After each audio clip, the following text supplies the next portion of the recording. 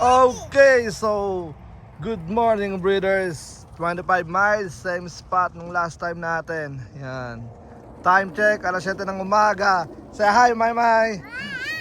Alright, so set up ko lang ano natin. Yung ating camera. Yan. Okay na ba? Alright, good luck. Make sure ko na walang daan. Merong apat.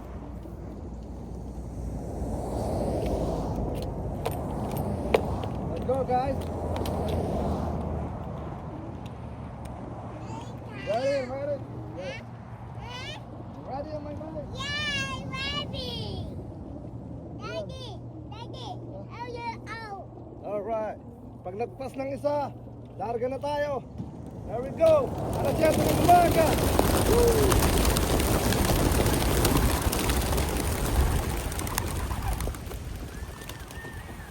Go.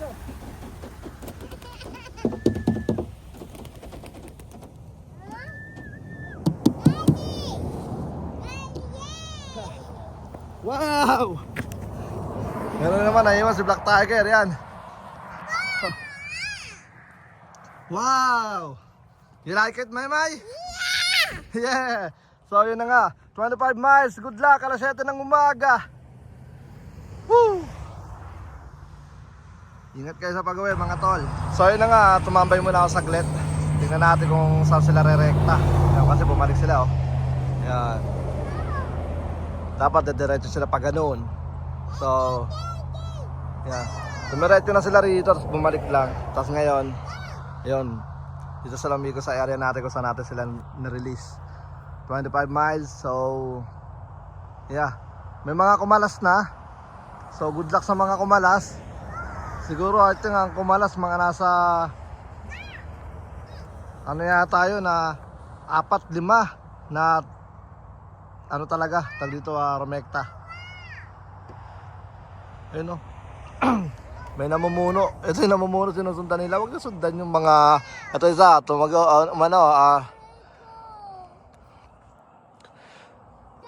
kumalas.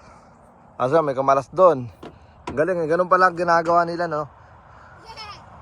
Yan. So good luck mga tol. Yan. Mga ibon ito may kumalas. So tingnan natin kung ilang minutes sila iikot dito. Alright, let's go. So yun na nga mga tol, bali 3 to 5 minutes silang umikot sa area bago sila lumarga. Pero nung pagkalis nila masyado na silang mabilis. Kumbaga parang ewan ko, bigla silang bumilis lumipad pa pumunta sa right way. So good luck mga tol at tignan natin kung maganda yung magiging resulta today. Kapag maganda yung paklak natin, abante tayo ng 40. Alright, tomorrow, let's go. Okay, so grabe napakabilis ng mga ibon natin today Yan. So ngayon ay tawag dito nauna sila sa akin sa pagdating dito dahil pinick up ko pa yung ating baby mama, ang ating baby cakes. Alright. So yeah. Kakarating-ngarat na lang natin, then abutan ko na may lumilipad-lipad pa, pero may mga nag-speed ng 1500, grabe napakalupit. So it's a good sign na ano na tayo dito abante na tayo ng 40. So yun na nga mga kabro ko to, bali ginabi na tayo. So nagpahinga kasi tayo kaya ngayon tayo ulit nakabalik sa pag video natin. So siya man nag-asikaso kanina, and then all goods naman, abante na tayo ng 40 miles. So ngayon, ang gagawin naman natin is basketing tayo ngayon. Ayan. So ganito ginagawa namin ni Ama. Dinahati namin yung kalahati dito sa kabilang side, yung kalahati dito sa kabilang side. Tapos siya yung naglalagay dito sa first row, tapos ako dito sa second row. So at the same time tawag dito, tinutulak namin. Ito yan. Iniipon ko yung mga ibon pa ganon. Papunta rito sa pinakadulo. Dito sa kwarto na to. Tapos yan, dito itutulak namin yan. Yep. So yan, ito mga ibon. Come on. Tutulak namin ganyan. Pagka maluwag na, tutulak yan. Tapos sarado lang na Emma. Yep. Ayun yung ginagawa namin. Tapos yan, pagka ganyan na, tanggal mga harang.